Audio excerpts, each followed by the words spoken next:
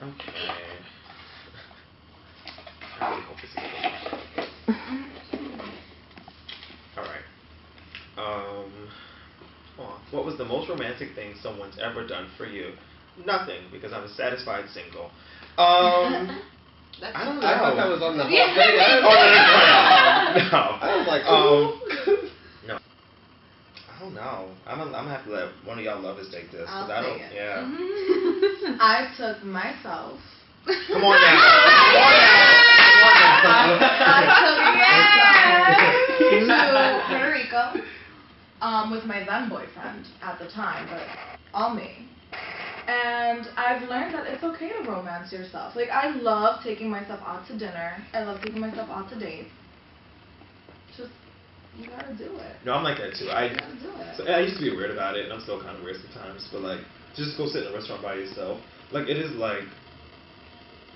I mean, first, it's a real sense of self-confidence because so many people, especially in this day and age with like every device that we have, some people are so afraid just to be alone with their thoughts for like more than like 3 seconds. Yeah. It's just like, oh no, but like I can't bring my phone. Like I have to turn my phone off.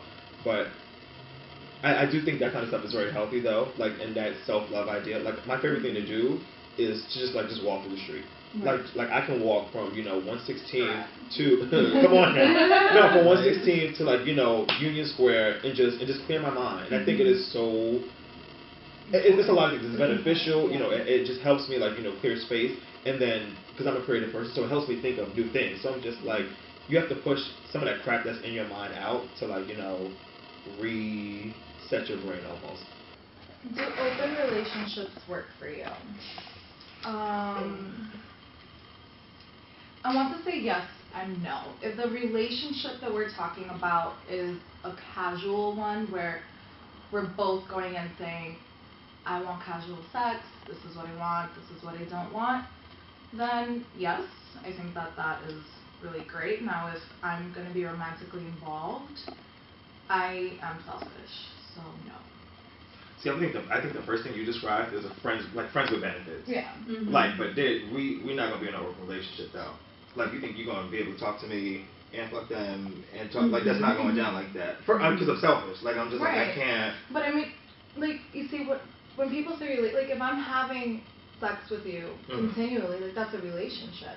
I'm not your girlfriend, you're not my boyfriend, so it's not a romantic relationship. But you and I, we still have that. Yeah, but I think when people say open open relationship, based on sex, so it's right. like not the same as like if you have feelings invested in like I think open relationship, like if you're like dating someone, like this is my girlfriend, this is my boyfriend, like screwing other people like, on the and it's side. very like no. But it's like everybody talks about it. Yeah. No. If you're both like in agreement and like you both consent, like you're both on the same page about it, I think that they're great. Like if you can handle that kind of relationship, that's awesome. You're super mature. Good for you. If I guess I'm the least. No. Because I'm like on the same page. Like I've tried the open relationship thing. It doesn't work for me because I am selfish. Like I want that person to myself. I don't want to have to share them. I don't want to feel like I'm being shared with the world either. Like that's like if you're emotionally involved. Yeah. Okay, texting or talking in person when you and your partner have a disagreement. Definitely talking in person. On the phone. My fingers be hurting. I'm like going off. Absolutely not. I have too much to say. Like, give me a call right now. Like, because I feel like also people like are different via text. Whereas you have that like immediacy when you're like talking in person. There's also like so much in a relationship. Like it's not just like verbal or like language. There's like a lot of physical things as well. So I feel like it's like let's talk in person to like see what's like. I feel like when people talk over text and then they see each other and then they're like, wait, I didn't mean any of that. Because it's like such a different reaction when you're in person than when you're not. So definitely like in person. Unless I wanted to break up with them, then it's like you can text me. It's like it's like I don't need to talk in person. Like, but yeah. My heart feels the fullest, happiest when ... A couple times in life. It feels happy and full. Like I don't know, like walking through the streets of New York City makes my heart feel full and happy. Like different emotions, different moments give that to me. Like my puppy Estelle gives that to me. Like there's like close up. yeah, like things like that make my heart feel full and happy. When it's like Friday, like I just got paid, my heart feels full and happy. Like, yeah, like little moments like that in life. I like when it happens like multiple times a day. That's like beautiful. I don't know. It just works out. The universe is in our favor. It's happy. Or those moments where you have those belly laughs that you end up crying or like clapping like a seal and the noise coming out. Those are the best ones. Because sometimes in life you just do stuff, and even if you don't plan to do it, you're like, oh my god, like this is my calling. Like, this is what I'm supposed to be doing. So I think moments like that is like where, like you really feel, what's the right word? Like you're living up to your like. Exactly. You feel like that's where you're just like damn, like I'm really like doing what I'm supposed to be doing. Oh, the spirits are telling me. Do you enjoy the getting to know each other phase? Why and why not? No, I don't. I don't. Because I've you have a different experience with that phase with every person you go through it with. Like for me, I could meet Angie and we'll click right off the bat, so there's no I don't know if she's feeling me or not, like as a friend, do we click, do we have a lot of things in common, I could click with her, but then I could meet someone else, and then just not know what they're thinking. Maybe they're quiet, maybe we're not laughing about the same weird, quirky things, or maybe we're not both people watchers, and just get entertained by the same easy stuff. But yeah, it has its perks. Sometimes I've learned a lot about myself when going through that phase with people. If I don't like something about a person, I'll have to think about how I want to respond to it, just because I don't like something about a person, that they're showing me, do I have to respond, my honest way, with an attitude per se, or I don't know, am I more careful, do certain people make me more reflective of myself? I don't know, so I don't like it overall. I understand that. I like the getting to know you phase. The It's parts fun. about it that I don't like are the fact that both people are kind of putting on airs and they're it's like a game of chicken. You're waiting to see who's going to drop the ball first. You're okay, so this person wants to go do yoga in the park at 3 p.m. on a Saturday, but my ass is going to be super hungover usually on that day. Let me go to bed early on Friday night. It's just okay, so let's just be as down as possible to see who's going to be really into this. And it's just that part of it I don't like. But I do like the fact that yes, you do get to learn about yourself in the process and learn what you like and what you don't like, and you learn about the other person too. The parts about them that they're putting forward to you, it does show an element of who they are and what they aspire to become. Right. It's showing who they view their potential is. Yeah. And when you look at that, what do you see this person's potential as? Do you see them as someone who can live up to that potential, or do you see them as someone who's going to remain as somebody with great potential but isn't actually making the effort to fulfill it? And I think that's a very interesting dichotomy to see and to discover in someone. But what I really like about the getting to know you phase is that wasn't mentioned was I really like that it gives you the opportunity to be a new part of yourself as well. I feel because you're not afraid when you're with your friends, it's you can do something out of the ordinary that's not you, but they'll catch on to it kind of, they're oh, that's not like you, oh, you did that, okay.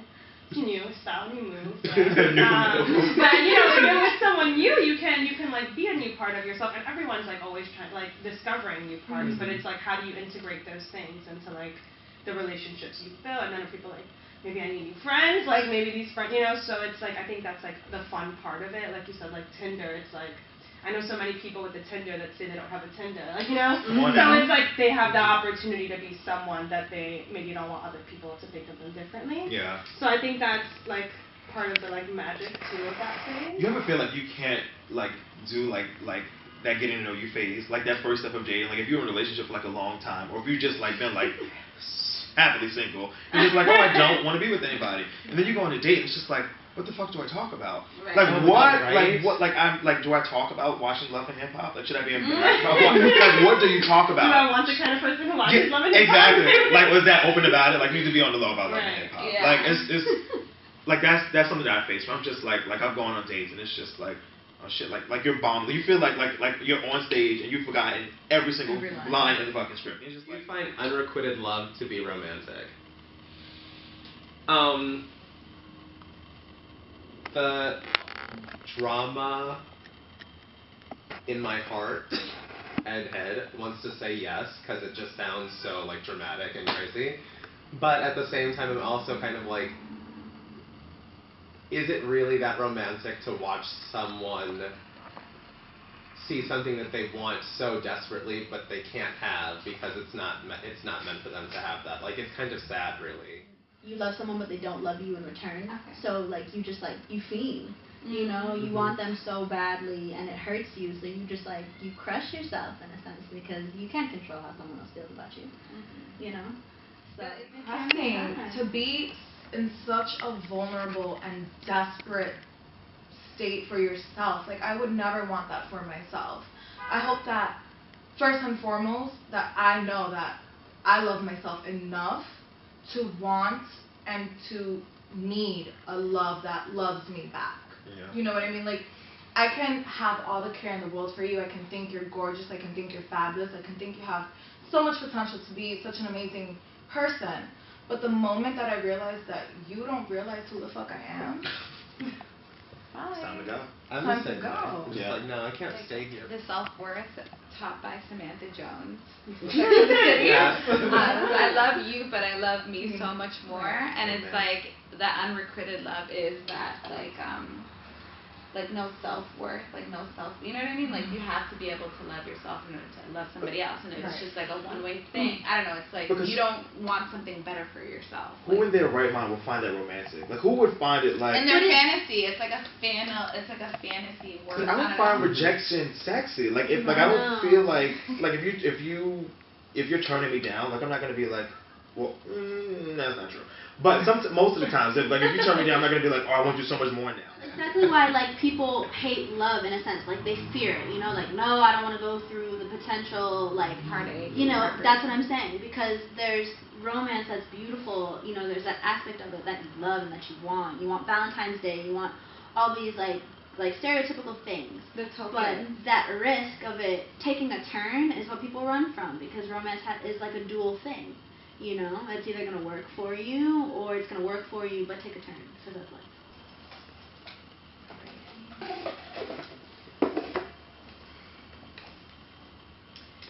if my love life had to be personified, it would be...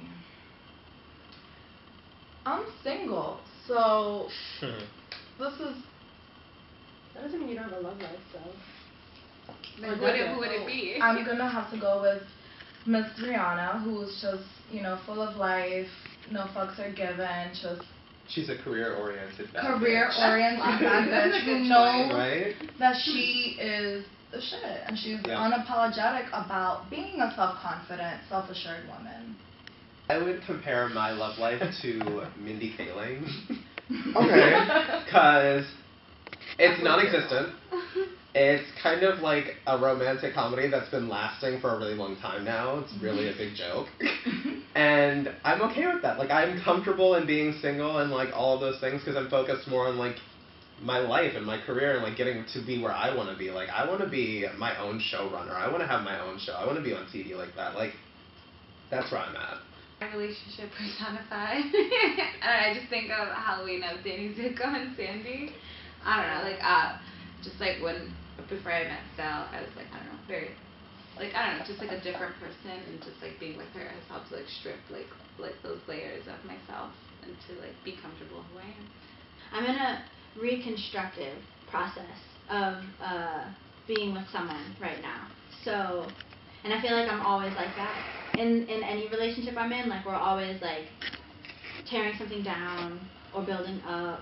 So maybe like John Legend, you know, because he seems to touch on like a bunch of different elements of that in his music. That would probably, I guess, really sound like the most would probably be Andy Cohen from Watch What Happens Live, because I feel like he's another one where it's just like, when he said it one time, and I was like, oh damn, that's me. He was like, he values his friendships so much because he's not in a relationship. It's not his work, and I respect that. Like, I feel like sometimes when you are so immersed in love, that sometimes other stuff has to take the back burner. And it's like, no, like I'm doing my show, you know, I'm making housewives fight on TV, and I'm about my coin, and I appreciate that. Like, probably be like a Miguel song, cause Okay. like pretty Miguel? smooth, like I don't know, like I feel like that's how a relationship should be. Like I shouldn't be like Smooth and sexy. yeah, like smooth, that. sexy, slow, chill, not worry about nothing. Like you know, like if it's more than that, and if it's like so much work, then it's like how can I maintain this? Like how can I continue to like it's just too much work. Like I already have a job, you know what I mean? So yeah, so it would be Miguel.